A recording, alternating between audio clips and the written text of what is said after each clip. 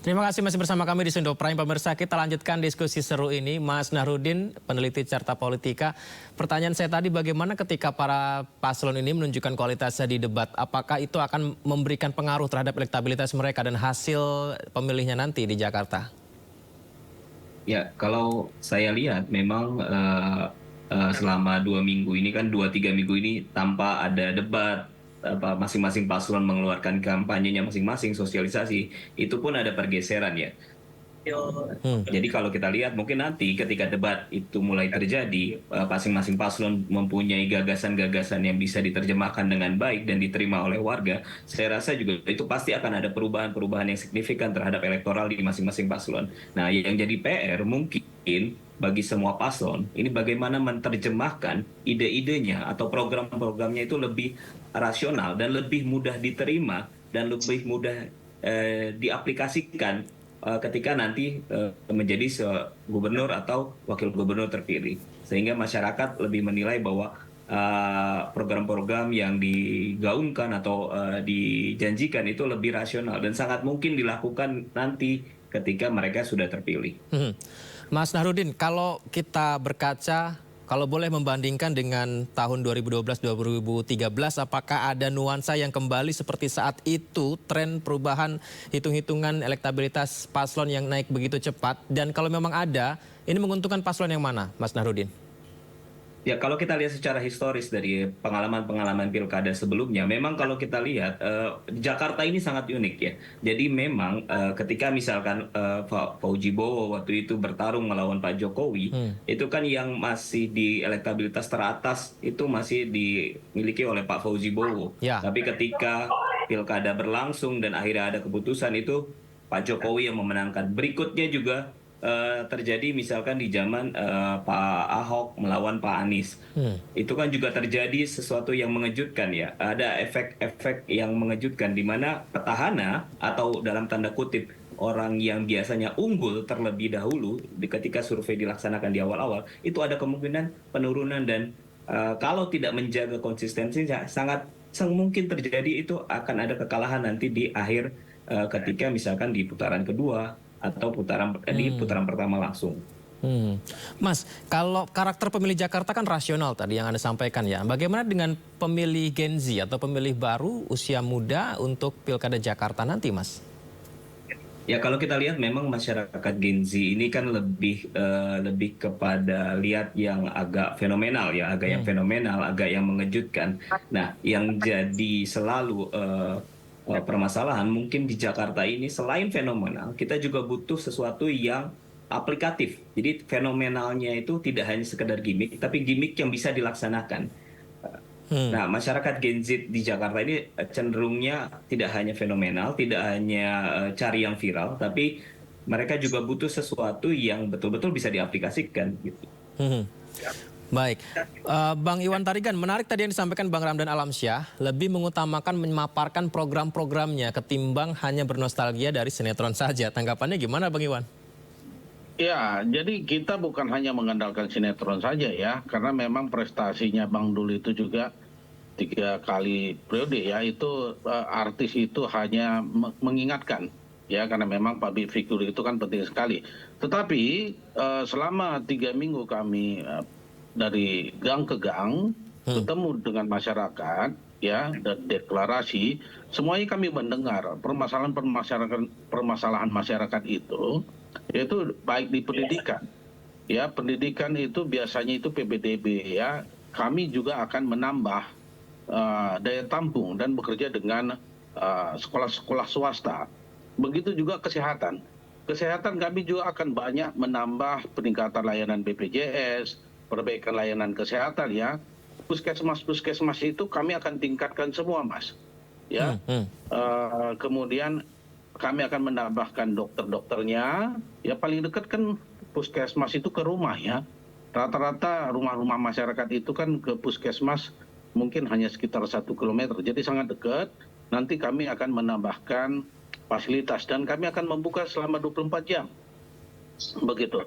RSUD-nya juga nanti akan kami tambahkan, tingkatkan semua ya, pelayanan hotline ya, psikologi kami akan buka 24 jam seperti itu. baik itu di kesehatan begitu, transportasi kami juga akan menambah ini ya, semuanya nanti akan kami buat lebih terintegrasi lagi. Yang sudah bagus dari gubernur-gubernur sebelumnya kita lanjutkan, dan kita program Pak Anies Jack Diko, dan kita akan menambah titik-titiknya sehingga masyarakat itu semakin mudah untuk berpindah ke satu tempat ke tempat lainnya dengan murah meriah. Ya, baik itu transportasi di Kepulauan Seribu juga kita akan tambah.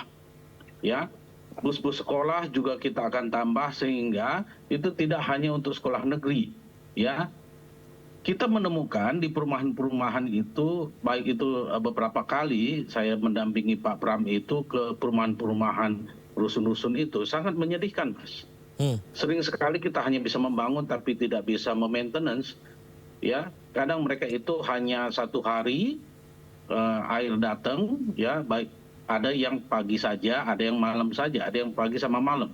Pekerjaan Pak Pram, ya, Pak Pram berjanji akan mengeluarkan pergub di mana nanti rumah-rumah susun itu nanti akan dibuat pergubnya sehingga nanti akan di maintenance, sehingga pemerintah ikut, bukan hanya pengembang. Jadi hal-hal yang simpel begitu, yang mendasar, yang sangat dirasakan oleh rakyat, itu yang akan kami perbaiki. Jadi kami tidak buat Jakarta baru, Jakarta apa, tapi Jakarta yang sudah yang kita miliki, yang sangat baik ini, yang sangat indah ini, ya, sangat kita membuat semakin bahagia masyarakatnya karena kita mendengar permasalahannya dan kita selesaikan. Ya, RT RW juga akan kita tambah, ya, RW dan RT akan kita tingkatkan. Setiap RT, ya, juga kita nanti akan bantu juga. Ini sedang kita hitung juga supaya nanti pekerjaan itu bisa digunakan sebagai padat karya, begitu, Mas. Nah, baik itu perumahan itu kita juga akan banyak membangun nantinya selama 5 tahun. Kalau kita dipercaya, Pak Pram dipercaya memimpin Jakarta, kita akan banyak membangun perumahan-perumahan vertikal. Ya, kemungkinan nanti bisa saja puskesmas, RSUD itu di atasnya itu nanti bisa saja itu nanti ada perumahan. Ya, jadi umpamanya kita bayangkan dibangun 40 tingkat. Ya. Jadi 1, 2 itu sampai 3 digunakan untuk pemerintahan, kedua 3 sampai 6 mungkin digunakan untuk kegiatan milenial, anak muda, bisa juga nanti itu tempat pesta, ya, sehingga nanti masyarakat itu tidak perlu menutup jalan, ya, bisa saja nanti kita rencanakan akan membangun fasilitas umum, olahraga macam-macam, ya, dan setiap kelurahan itu nanti kita akan membangun namanya balai rakyat, sehingga rakyat nanti bisa melakukan pernikahan, ya, arisan atau kematian macam-macam, ya, sehingga masyarakat itu sangat terbantu. Jadi pekerjaan kita yaitu nanti hanya memudahkan dan membahagiakan rakyat Jakarta, ya, sehingga nanti rakyat Jakarta semakin menyala. Begitu, Mas. Baik, Bang Ramdan. Kalau berkaca pada 2012, petahana yang punya elektabilitas tinggi di awal kalah dengan kalau waktu itu Pak Jokowi dan Fauzi Bowo, ya, Pak Jokowi yang menang. Hal yang sama juga terjadi antara Ahok dan Anies.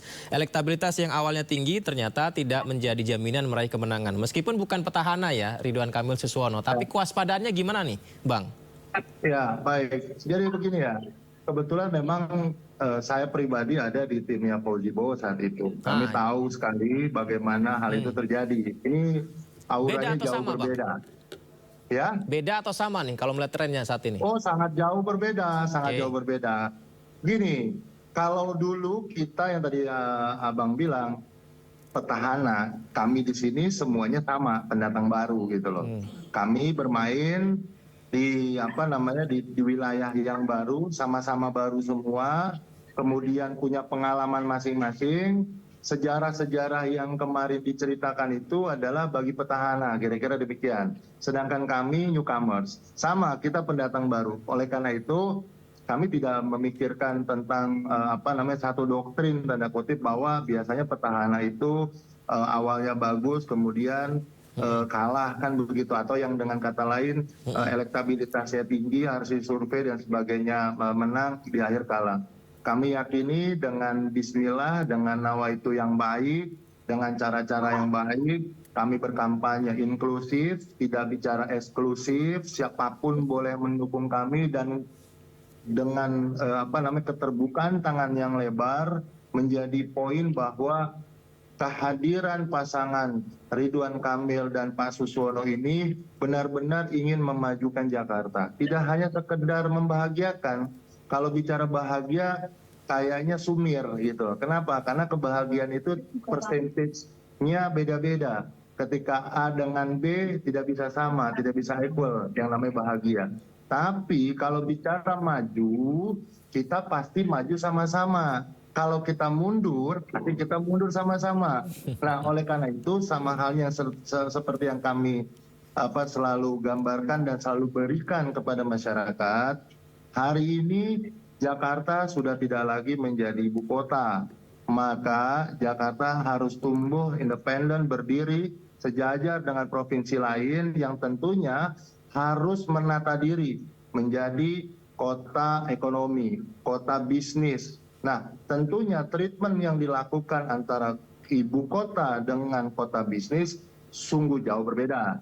Nah, apa yang kami berikan, pembangunan dari wilayah yang sangat kecil, dalam hal ini ruang lingkup RW, yang kemudian berkembang atau dalam kurun waktu 5 tahun ke depan zonasinya itu mulai ke tengah oleh pemimpin yang sebelumnya. Penataan kota mulai dari tengah melalui kemudian ke pinggir, sedangkan kita hari ini mulai dari pinggir menuju ke tengah. Nah, selain daripada itu perlu kami sampaikan juga bahwa program-program yang kami berikan ini bukan, sekali lagi, program yang memang mampu dan bisa dieksekusi. Program yang memang sudah berjalan sebelumnya, semisal Maghrib mengaji. Ini program budaya dan keagamaan, tidak hanya orang Islam. Dalam hal ini mengkaji itu belajar dalam arti kata. Difokuskan kepada generasi-generasi kita yang memang bersekolah, rentan waktu belajar itu setelah Maghrib sampai Isya, itu kita fokuskan. Itu akan kami teruskan, program bagus sekali dari Mas Anies. Yang kedua adalah program semisal untuk yang namanya marbot masjid dan sebagainya, pengurus-pengurus rumah ibadah. Itu kita berikan konsentrasi ke sana. Karena kenapa? Karena mereka tidak ada yang menggaji. Oleh karena itu kita berikan fasilitas-fasilitas. Kita berikan kemudahan semisal umroh dan sebagainya. Selain daripada itu, kami juga membangun yang namanya Jakarta Muda.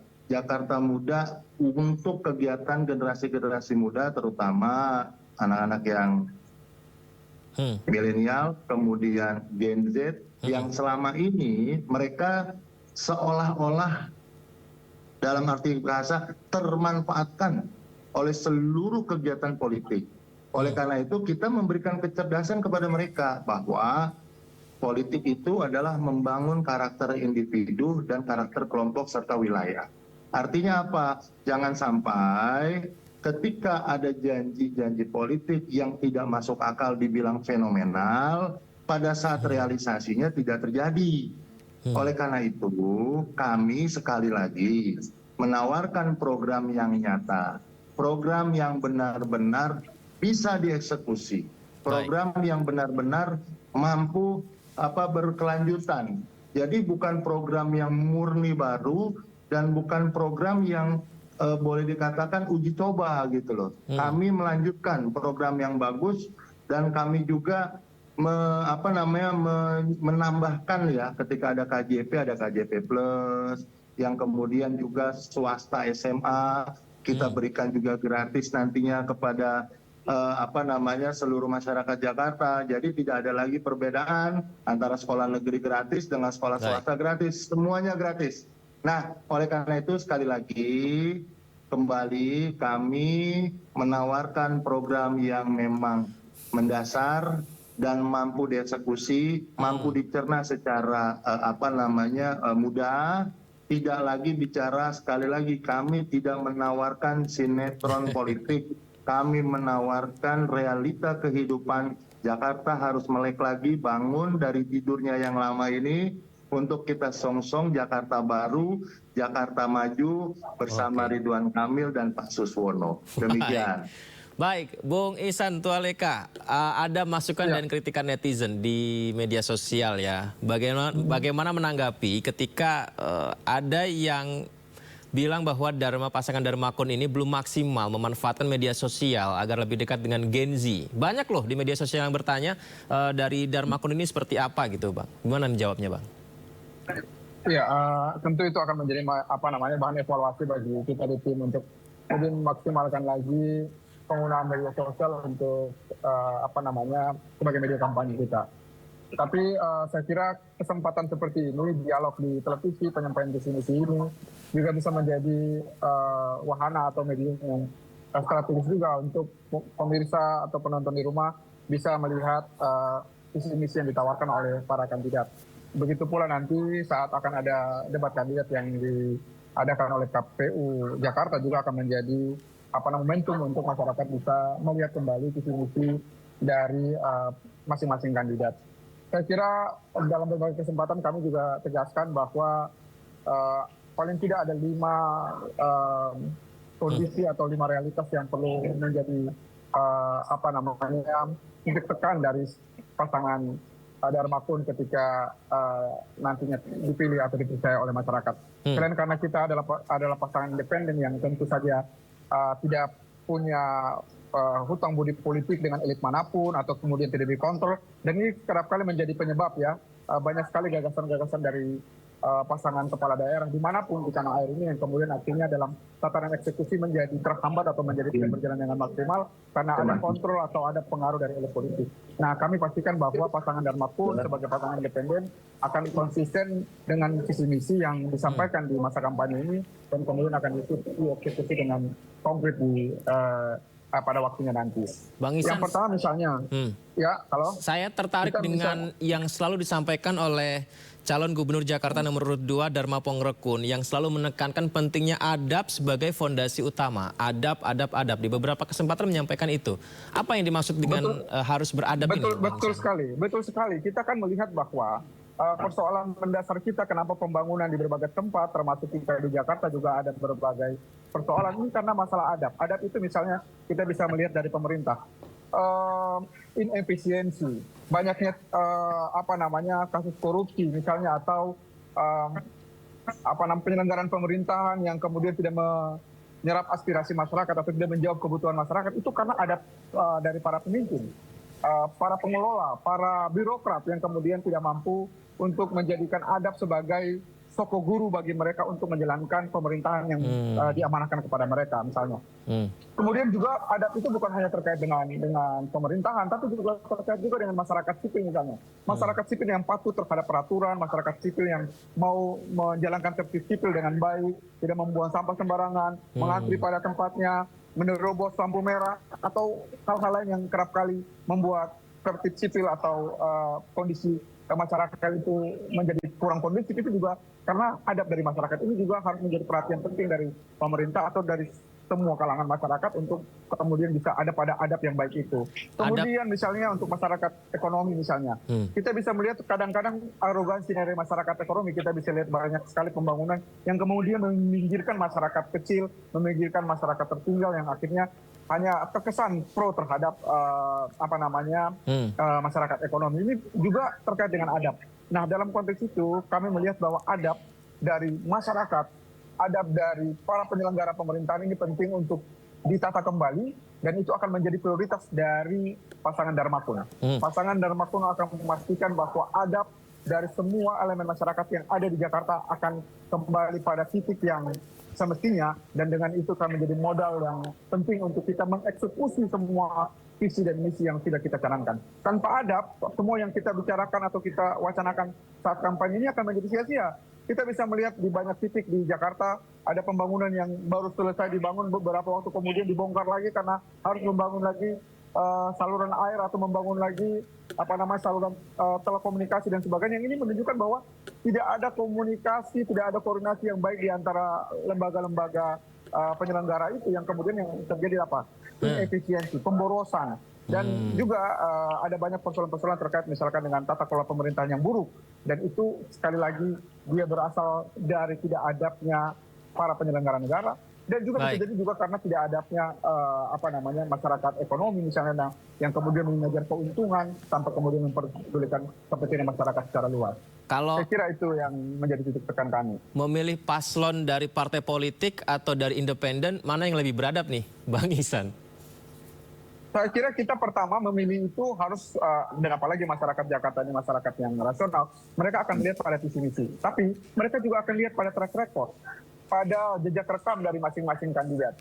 Kalau kemudian kandidat itu misalnya terlalu pasrah pada kemauan elit misalnya, atau kemudian kepentingan elit menjadi dominan dalam pengambilan keputusan mereka saat kandidasi, akan sangat mungkin mereka juga akan sangat tidak independen ketika mereka diberikan kesempatan untuk memimpin.